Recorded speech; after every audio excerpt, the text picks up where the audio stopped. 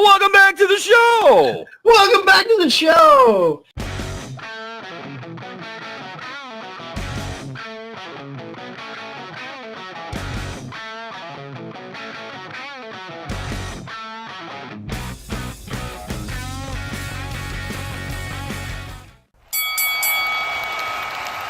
And now, your hosts of the Card Subject to Change podcast, the For Frequency's Sake Tag Team Champions of the World, the Wizard CZ, and Never Wrong Nick Bull.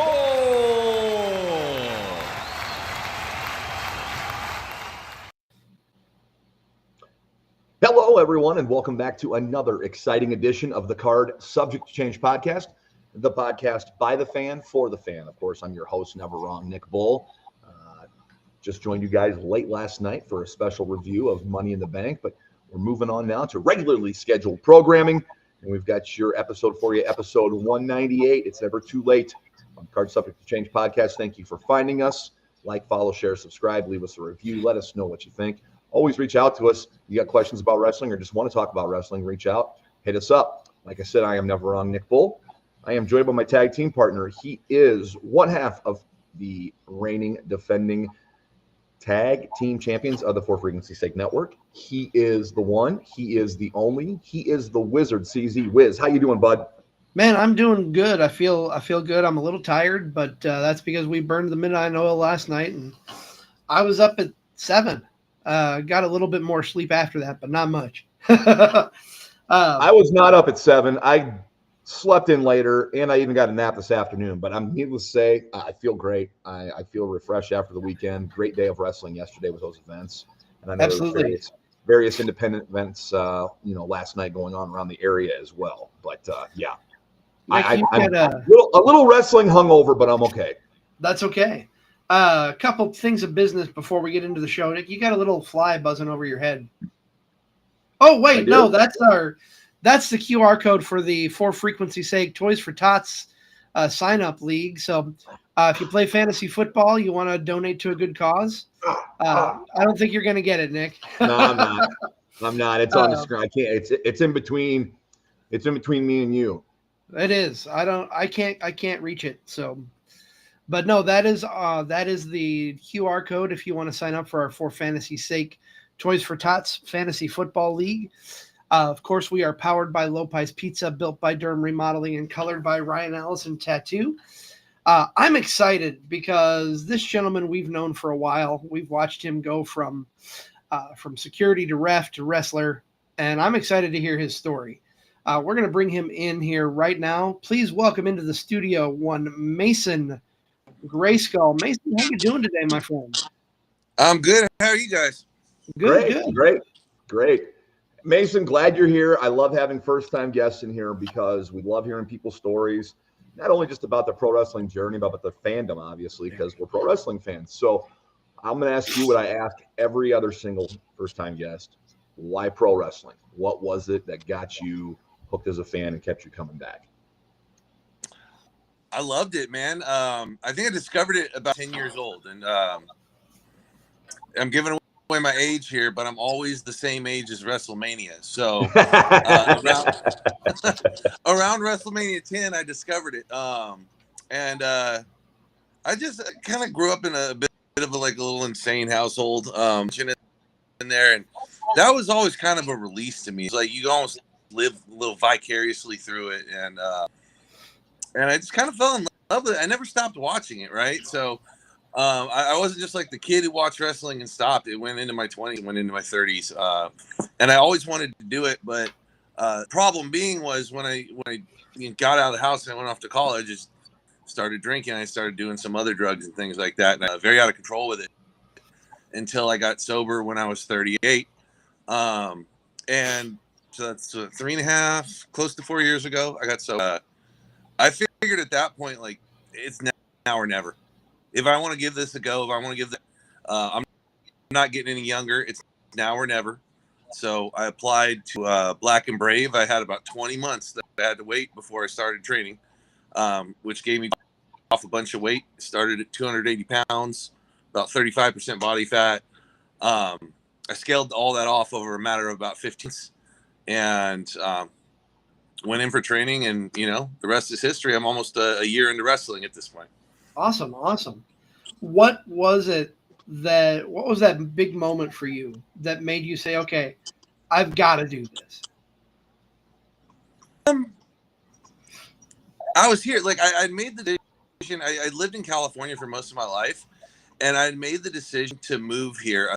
Like the price of real estate was going through the roof, and I had bought my house only like 6 years prior, but doubled in value. So I was like, I got to move somewhere where I can just like buy a house and be done with the mortgage. And I was looking at different areas. I just had a lot of homes that could become rentals, like $80,000, $100,000. Like you could put money into, turn into a rental. So I was like, I think this is it. But the bonus was Black and Brave was right here. So, I mean, right. I live in Davenport. So buy it one day, and I literally walked into a class in the middle of it because I didn't know class was going on. And Seth goes, can I help you? I told him I want to talk about the school. He told me to come back at 2. I did talk to him and Merrick about the school and location, and 20 months later, I was in there doing it. For sure. What was that prep work like for you? I know we can talk about day zero if you want. I know it's different for everybody, but we've heard plenty of stories about that first day in training. What was the prep work for you building up to getting into that training class? So when I first did, I went and I got a membership at a CrossFit gym, personal trainer, and I got a nutritionist. And I made sure I followed that stuff religiously. I picked CrossFit on purpose because I knew Seth Rollins' school. I'm like, whatever is going to happen, it's going to revolve around CrossFit. And glad I did that. My guess was right with Seth Rollins being such a CrossFit advocate. And I just did as much as I could to prepare for it. There are some things kind of in hindsight I focused on a little bit. But I did what I thought was best, and it through it. So, and of course, let's talk about talk about as a 10-year-old fan, growing up as a kid, maybe still, who are some of those wrestlers that stuck out to you, guys that you went out of your way to watch, or guys that kept you coming back? Oh man, that's got to be like my number 1 or my number 2 of all time, and they switch, but it's like Bret Hart and Shawn Michaels were amazing to watch. Right? So are you a Bret or Shawn guy? Man, I'm both. I'm both. I can't decide. I said maybe I lean a little bit more towards Shawn because he's got like a bigger body of work that I was able to continue watching up until, what was it, 07 or 09, something like that, when he retired. Right. But I mean, they were both so good. They both just kind of do anything. And everything was so natural with it. And that they could just dig a buddy and make it look great too. It didn't matter who it was. So they're both pros, man. They're both, they're forever tied with the Montreal screw job thing. But like, that's a question you always ask somebody: you a Bret guy or Shawn guy if you're a wrestling fan? And CZ's the Shawn guy. I'm the Bret guy. But I know that Bret's the greatest in-ring competition, in-ring performer of all time. Shawn's the greatest in-ring performer of all time. But I think Bret's the greatest technical of all time. Yeah, I definitely agree with that. Yeah, I've got a lot of respect for both of them, but definitely Shawn is where it's at for me. But no, that's a great answer.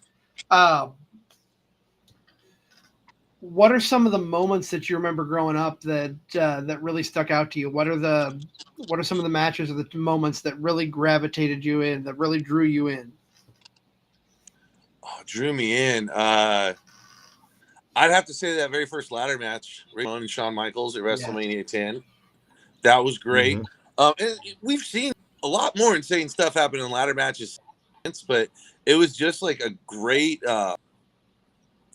base, like foundation to go off to see what a ladder match could be, right? I remember a lot of flipping the channels because I was around for the Monday Night Wars. Yeah, for sure. I remember being like, "Oh, Raw's on commercial. I'm gonna go over to TNT and see what's going on over there." That was a lot of fun, and to watch just how they came up in with Stone Cold and The Rock and kind of Kurt Angle getting involved towards like that was just a blast to see. Nothing in specific. I mean, there's some great there, but as far as like pulling me in, I think it's just the product overall. Because it was it had something to it. Like when I first started watching it, right? We could watch a match with like Bret and Owen Hart, whatnot, but we could also watch a match with Duke the Dumpster Droese and Doink the Clown. So it was like you kind of had that side, and then you had the more reality based side. So they both kind of had some, right? And I like to think of wrestling as kind of a buffet. There's something there for everybody, and that's you hit the nail right on the head. You've got a little bit of this, you got a little bit of that. What are some of the matches that you can go back and just watch religiously, or even events? What's your favorite event to go back and watch? One of my favorite events, because I was there, would be the match with Seth and Cody Rhodes a couple years back at Hell in a Cell in Chicago. Yes. Yep. And that was I was sitting floor. I was fairly close to Cody Rhodes, and that looked a lot more in person than it looked on TV. That pack was nasty, but they put on a hell of a match regardless. Some stuff like that, man. It's hard to think of. There's a great matches. Oh yeah, I put you on the spot, so yeah. He's good for that. He's always doing that, man, putting people on the spot. But no, we're joined now by Mason Greyskull here on the Card Subject to Change podcast, the podcast by the fan for the fan. Of course, we're powered by Lopez Pizza, built by Durham Remodeling, and colored by Ryan Allison Tattoo. So I'm going to ask you, what do you tell people, or what was Seth and Merrick's reaction when you walk in, tell them you want to wrestle, a little bit older probably than the average student? Yeah, I think at the time I was in there, I was about 38, and I was 40 by the time I started class. Sure. So the first thing they told me was they almost just kind of brushed me off. They're like, just apply. Right. They told me where to go. I went online, applied, and then they accepted me and deposit, and I started getting to work. But obviously, you guys saw me before I'd even trained, so I ended up meeting up with Merrick at, I think, doing a fundraiser for like a kid. He might have had cancer or something at a couple years ago. Yep. Yeah, so I went in there and I donated, and I talked to Merrick. Hey, I'm going to be in your class next May, but do you mind if I come help with shows and just kind of learn whatever I can learn before I even start training? Like, I'd like to go in there with as much knowledge as I can. And he was happy to have me go here. So they started with kind of security, and a few months into it, Chris Angle couldn't make it to a show at Wildwood, and Merrick just turned to me and goes, "Hey, Will, you want to ref?" And I go, "I've never done it before." He goes, "You watched wrestling for a long time, right?" And that's how that started. So I started reffing, and it became a pretty regular thing. And then I was really grateful for it, though, because what ended up happening just SCW Pro. I ended up going to a few different promotions, reffing for Central Fire, reffing for Madhouse. There was a variety of promotions around here that I was able to referee for, which was a good thing. When I came out of wrestling school, I was able to kind of start with a small network. I didn't have to build it from scratch, right? I was already kind of working on it as a referee before training. And that's one of the things you talk about, helping out, before you even started in class. That's something that promoters remember.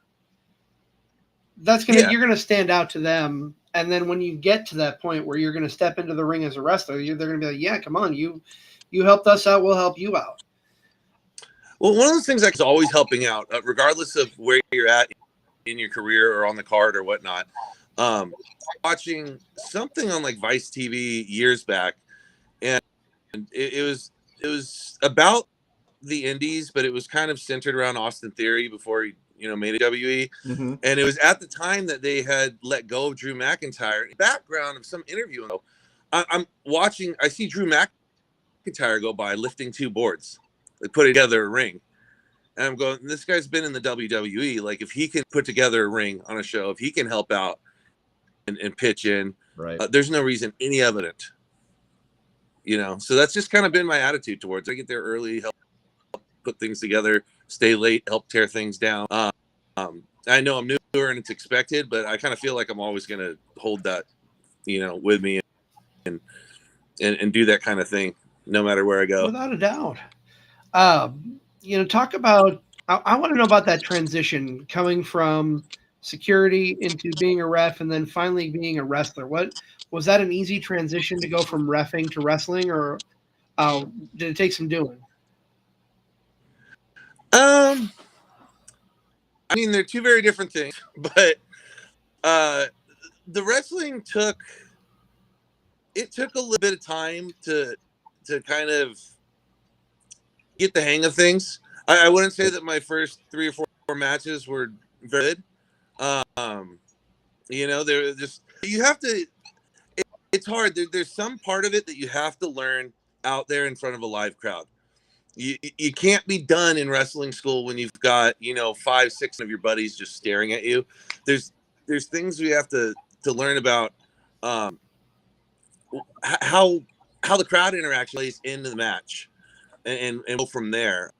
And that just can't be replicated but in front of a live crowd. So just like anything, the first time you do it, it's going to suck. My first few matches, I do feel like they sucked, but it was all with a purpose, kind of figure out how to do it. And I think they've been getting better and better as the years have gone on. And I just keep learning more the longer I do it. Not only that, you run into other people too. You run into guys who've been doing this 5-10 years, and you get to hear from them and pick their brain and get some advice on things. I just think it's a good thing that we have such a large community out here. Like there's no shortage of wrestling out here in the Midwest. Very much so. We're a hotbed for the indies. Definitely blessed to have the wrestling that we do in this area, and definitely you went as before school as a security guard and a ref. Did you you're a year into wrestling? Did you learn anything about during reffing that's helped you with wrestling? I wouldn't say time. There's a little. It's very different. It's I guess the thing I learned most about the transition into a wrestler was as far as like keeping time. When we have a certain time for a match, you as a referee, we've got a clock we're looking at, right? As a wrestler, we're not wearing a watch. Mm-hmm. So it's kind of getting used to being in the ring and just having a feel for a match. That kind of transitioned over. Other than that, not too much. I think it would go the other way around, right? Wrestler, and then you became a ref. A lot would apply to that. You'd be able to kind of anticipate the way the wrestlers are going to move, right? Kind of keep in your corner and stay out of the way. So I think more would apply the other way around. But I think a sense of timing was a real benefit being a ref first. How much nerves were there going into that first match? Oh, a lot. A lot. It was interesting. It was last summer, either late July or maybe like the first day of August. And Fouts put me on some outdoor festival show against Angus Kaiser. And we had about 6 minutes. Hotter than hell. It was probably 105 degrees outside. The mat was burning. And so we just went out there and did it. I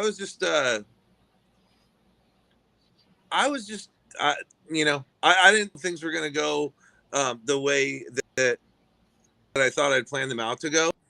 I was worried about things going wrong, but it wasn't the world's best match, but it kind of got the nerves out of the way. You know what I mean? Well, you can't have the world's best match unless you get that first match out of the way. No, and there's a lot more matches you got to get out of the way before you For can have the sure, world's for best sure. match. Absolutely. Certainly not the first one, but I was very appreciative of Austin for doing that for me. I found out that Angus had another match that night, so he literally wrestled 2 matches. Austin to get my first match out of the way for me, and I thought that was really cool of him. That is cool. That is very cool. much so. Do you have, so going into a match, do you have any superstitions, any pre-match rituals that you gear yourself up to get ready to go into the ring? I do a little bit of warming up. I got to make sure I stretch out and kind of get the blood flowing. There's nothing specific that I do. Some people do, others don't. But the hamstrings are stretched, the calves are stretched, the hips are stretched. And those last couple minutes, I just kind of jump around, jog in place, make sure the blood. And that's about it. And what's it like the day after a match? A little bit older than that. I don't want to just focus on your age, but I mean, I just think it's significant that like you became a wrestler essentially when you were 40, right? So yes, hey, I'm 45, CZ's 45. We don't feel like we did 20 years ago. So I'm imagining, man, it's probably pretty tough to get out of bed on a Saturday morning, a Sunday morning after working a show. Yeah, I mean, in my experience, I'm not really feeling it during the match or directly after the match because the adrenaline's running, right? And then it'll be 2 or 3 hours after the match, and the back will start getting a little tense, getting a little sore. And maybe more than the back, depending on what happened in the match, right? But I'm generally pretty sore the next day. But if everything well and nothing like crazy out of sorts, minor type of stuff happens, I'm pretty much good after that day, right? So if I wrestle on a Saturday, I'm kind of recovering. And by Monday, I'm kind of good to go again. Yeah, good. There's been a couple weekends, and next weekend's going to be like this where I'm wrestling twice, and sometimes I kind of dread that being a little older, but if there's an opportunity to get out there and do things, it's to me it's kind of like working out, right? If you're sore the next day, sometimes the best thing to do is get moving again. But you feel good after doing it too. Yeah, that's true. It hurts. I mean, a lot of people, they have the preconceived notions about this stuff, but there's a lot of this stuff that hurts. Oh God, yes. And it's something you got to get used to. But at the same time, there's kind of a callous you build to it. If you're getting tossed around a lot and you're crashing down on your back a lot, there's a bit of getting used to it. But yeah, it's hard to say. I don't know how a 25-year-old feels after a match. I just know how a 41-year-old feels after a match. Exactly. But yeah, there's some soreness, there's some tightness going on for about a day afterwards. And then if I just kind of relax it, put some heat on it, whatnot, and give it some recovery time, I'm good to go the next day. Yeah, without a doubt. That's awesome. I love hearing these stories. So you've worked quite a few places around the Midwest. Have you found a favorite place that you enjoy working more than others right now? I like where I work, but what I enjoy is I work more frequently where I can be more involved in storyline, where it's not like a one-off match here or there. Right. So I've really enjoyed working with Central Empire Wrestling. I've thus far been on every show since Social X has started. And then there's one I'm actually going to be at next week called Prairie Land Independent Wrestling. They're south of Springfield, Illinois. Okay. They're out there. I have a lot of fun going out there, and he's got me on all his shows they only do about 3 shows a year though, so it's not crazy in the storyline, but anywhere I can kind of repetitively be and work on the character work and work on story development. That's a little more fun, but everywhere's fun because I still get to get in the ring and get another rep in and just get better and develop what I'm doing. And that's what it's all about. I'm glad you mentioned character work. Tell us. Yeah. I've seen you a few times, not as much as I would like because you're not at places that I'm at often enough to watch. But tell us the evolution of Mason Greyskull. How did he come about, and who is Mason Greyskull? Oh man, Mason Greyskull is a character. I thought of the name prior to wrestling school. I filed an LLC back in January before I went to wrestling school in May, because I knew this. I'm gonna write this stuff off. I have another business that's doing well. I want to write this off, so I filed the business for it. And my initial thought was just kind of someone who's arrogant, who's preaching not to take shortcuts. There's no shortcuts in life. There's none of this. But at the time being the guy in the ring who takes shortcuts every chance he gets. So that was kind of the idea behind the character, and I'm out kind of coming here wrestling on the indies, that there's not really the opportunity to tell that story so much, because a lot of you're going to be somewhere new and people don't know you, and that's most of the time that you. So you have to kind of introduce yourself and make yourself known as that heel. And there's not enough in 10 minutes. It's going to tell some intricate story and get all of that across. Right. So I think just this first year has been kind of learning what to do and how to interact with the crowd in order to make them hate my guts. Just kind of the generic heel. However, I'm naturally going to kind of adopt being a heel. I'm learning that this last year, and I'd say it's going well. I mean, at the last Social X show, some lady tried to hit me with a steel chair, so I'm doing something. You're doing your job. You're doing your job, man. If you're eliciting that kind of reaction, you're doing something right. Yeah. Do you find she just had a bad day, or maybe it was a combination of the two? But you still got a reaction. Oh yeah. And anytime you're getting a reaction, that's all that matters, right? Yeah, I love it. I love it so much. If I can get that crowd just booing the hell out of me, I'm happy. Do you find it I'm easier? not showing it, but I'm happy. Right. Do you find it easier to be a heel, or would you want to be a face at all? Or I've been a face a couple of times. Not as good at it. I haven't really worked on developing much of it, but I don't know. I have a little bit of a gift for just knowing how to push somebody's buttons, just looking at somebody knowing how to push their buttons. And so being a heel is comes a little bit easier to me. Whereas being a baby face is really about authenticity, right? Like you just feel like you've got this, I mean, unless you got everything down, like you feel like you have this imposter syndrome. And just the fact that you feel imposter syndrome, definition really means that you're not necessarily out there being authentic. And if you look at babyface, I mean, they have to earn their applause, right? They don't. I don't really like the ones that go out and pander and clap crowd. You think back to Bret Hart that we discussed at the very beginning of this. People loved him, just kept getting up. He never pandered to the crowd. He never tried to get people chanting. He's just that never give up, I'm never going type of wrestler. And that's what caused everyone to love him. And that's tough. Being a babyface is very, very tough because you have to elicit that reaction through your work. I was just going to say, and you have to know as a babyface, you're going to go out there and take an incredible amount of punishment to get that reaction from the crowd that you want. Yeah.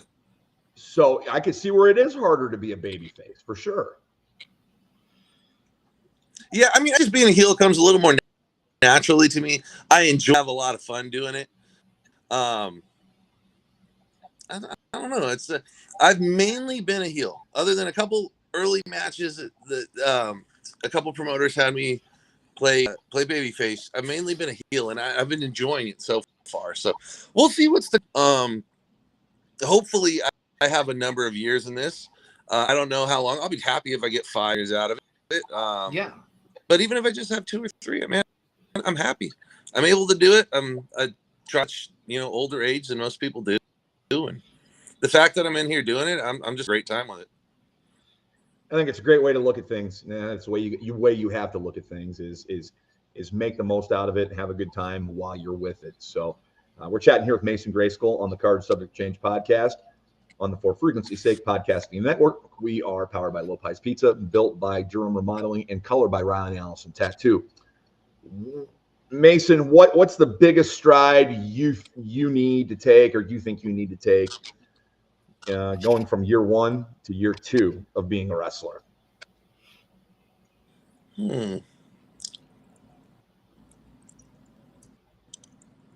I think just more matches, more character development. I've kept, the first 4 months it was like scratching and clawing to get some bookings, but when I didn't have a booking, I just show up somewhere and help. And about 4 months into it, then my phone started ringing. Right, I kept going places and helping.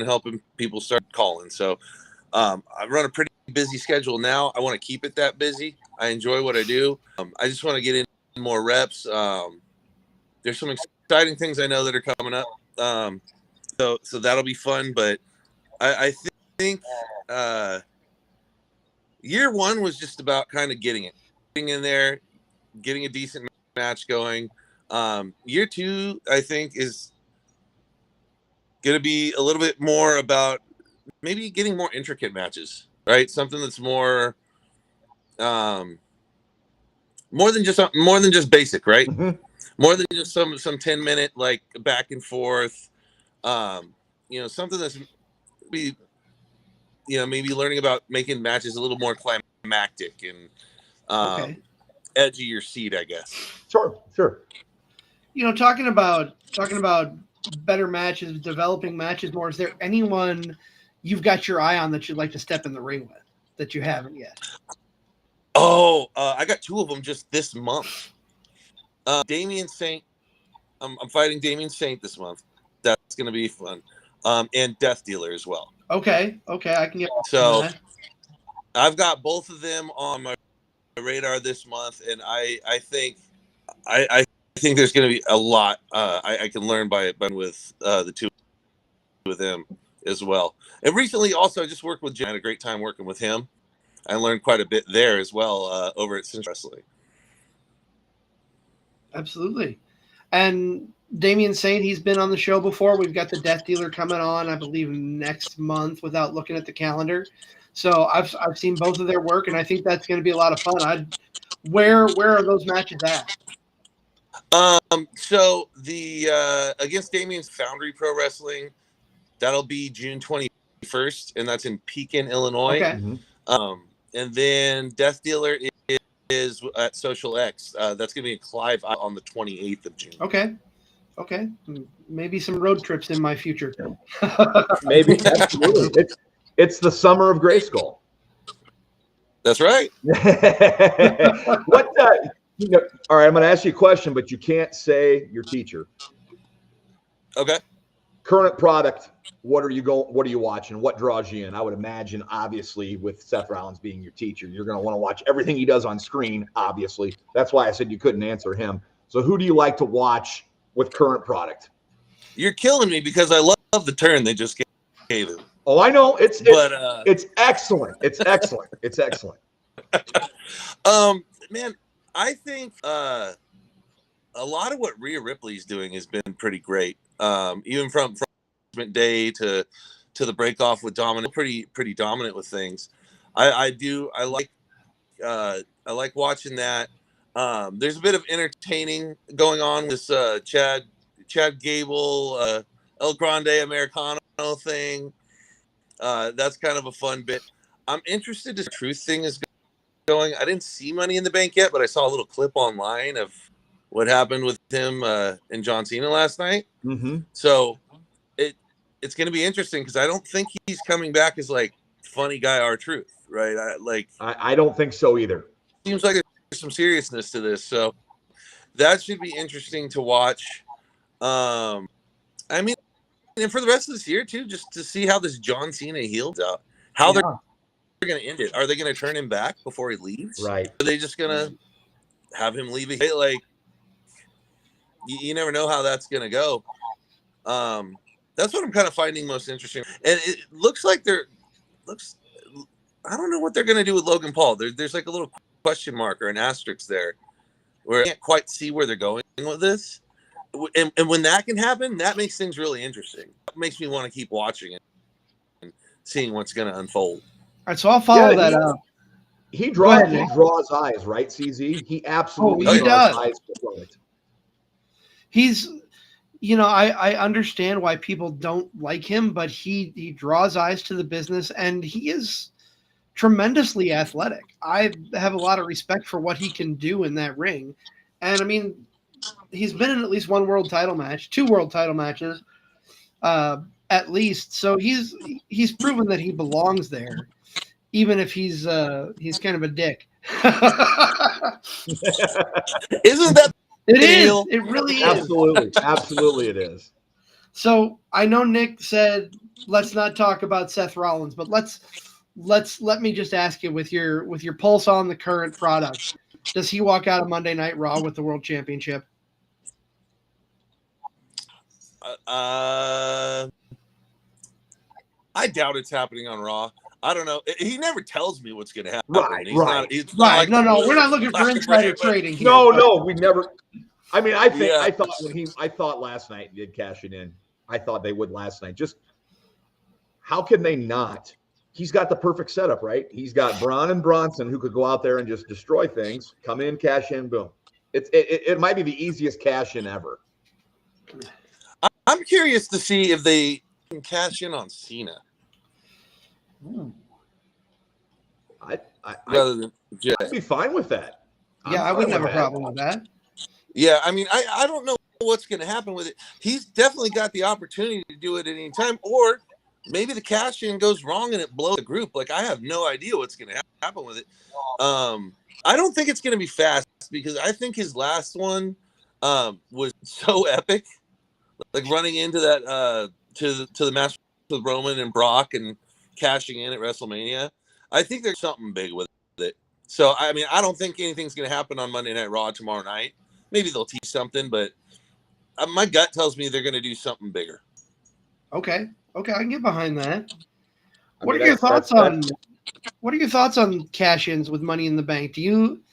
I don't know about you personally, and I don't want to speak for Nick, but I kind of get tired of this old trope of I'm going to cash in, and the ref just stalls, and then something happens, and there's like 100 fake cash-ins before the real one. Oh yeah, I mean, it can certainly be overused, right? Like, obviously, you have the opinion. There's times that they've overused it. I don't mind seeing or two, right? A way for a distraction to happen or something like that. But yeah, you're right. I mean, everything with wrestling, like, if you overuse it, it loses its meaning, right? I watch, like, I don't quite like the super kick as much anymore because I see it 10 times a match, right? So you got to be careful about how many times you do something. But there's a time and a place for it, right? Oh yeah. And like you said, I think there have been times where they've overused it, and other times where they've done it appropriately, right? So for sure. Usually you got to tease it once or twice to make the most out of it. But yeah, when you do it 10 times, you're kind of, the fans aren't thinking it's real anymore, right? Like, this ain't a real cash in. It's not going to happen. Correct. Absolutely. Well, Mason, I want to ask you. Where can we find? Oh, I think you were going to ask the same thing that I was going to. Go ahead. You go ahead and ask it. Where, if people want to follow you on social media, where can we find you? Facebook and X or Twitter is at MGS Wrestling, and Instagram is at mason.greyskull. Okay. And I know we teased it a little bit, but where are you going to be in the coming weeks? Pretty solid through June and July. So next weekend I'm going to be doing 2. I'm going to be at Mercado on 5th with SCW Pro. On Saturday, I am going to be in Vernon, Illinois for Prairieland in wrestling. The week after, I'll be at Foundry Pro Wrestling in Pekin, Illinois, fighting Damian Saint against Death Dealer on the 28th, and Clive, Iowa at Social X. I'll be at Central Air doing the 4th of July on the riverfront in Clinton. I'll definitely be there. And then gosh, what do I have? The 12th, I'm doing Wrestling for a Cure at St. Jude's Benefit in Springfield, Illinois. Okay. And then I believe it's the 26th. I'm back at Foundry Pro Wrestling back in Pekin on July 26th. Awesome. All good places. And if you haven't seen Mason in the ring, highly recommend it. I've seen him a couple times. It's worth the trip. I mean, any independent place. If you haven't seen independent wrestling and you're watching the show, I don't know why you're watching the show, because that's what we do, other than review the big dogs. But definitely go support Mason, support independent wrestling. Mason, I want to thank you for being part of the show. We've really loved having you on. Nick's got Mason, Mercado's on 5th. It's this coming Friday, correct? Yeah, it's this coming Friday. I believe we're starting the action at 6 o'clock. Looks like it's going to be 83 degrees and sunny on Friday. So the weather looks like it's going to hold. I wanted to check the weather. When you said Mercado, I'm like, I love wrestling, but no offense, I don't go there for the wrestling. I'm coming there for the food, then the wrestling. That's going to be brutal. It's going to be brutally honest. I love pro wrestling, but I love me some Mexican street tacos. There's without a shadow of a doubt. So, oh yeah, we'll see you on Friday. I'm planning on going. Yeah, I don't have anything going on Friday. I'll plan on being there. Absolutely, I'm looking forward to it. Yep, awesome. Before we put a bow on this episode, Nick, any final thoughts? No, it was great having Mason in. Hey, it's okay to struggle between being a Brett fan and a Sean fan, without doubt. I love watching those guys work together. I wish they could have gave us a little bit more. We got it at sad end of the Montreal screw job, and then they never got back in the ring together. But they were always such natural dance partners. You got athleticism and showcasing against old school, and doing it the right way. It was just I love the dichotomy between those two. And anytime we can talk Brett and Sean, I'm pumped. I'm right there with you. I'm right there with you. Well, Mason, again, thank you so much. We appreciate you coming on the show, and thank you. Look forward to hearing more of your story when you get a little further in the business. Let's have you back next year, see where you're at. So I'd love to come back anytime. Thank you guys both. Absolutely, Mason. Thank you. That is going to wrap things up for this episode of Card Subject to Change, the podcast by the fan for the fan. As always, we are powered by Lopez Pizza, built by Durham Remodeling, and colored by Ryan Allison Tattoo. For my tag team partner, Never Wrong, Nick Bull, I am the Wizard CZ. We'll be back here for our midweek show, The Kickout, talking all things Worlds Collide. And then we'll be back next week talking to Casey Jacks right here at an earlier time next Sunday, so stay tuned. We'll have more details on that coming up. But in the meantime, go out and enjoy pro wrestling. Thank you for watching Card Subject to Change.